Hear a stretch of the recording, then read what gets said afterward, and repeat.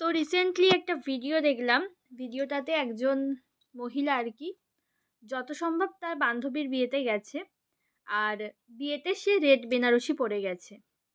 এবার রেড বেনারসি অবধি তাও ঠিক আছে, কারণ বিয়ের শাড়ি রেড বেনারসি বা যে কোনো বেনারসি শাড়ি না বিয়ে বাড়ি ছাড়া তো পরা যায় না, তত অবধি ঠিক আছে। কিন্তু মানে সেজেছে একদম ব্রাইডের মতো, মানে এত সাজ সেজেছে যে তাকেই ব্রাইড মনে হচ্ছে।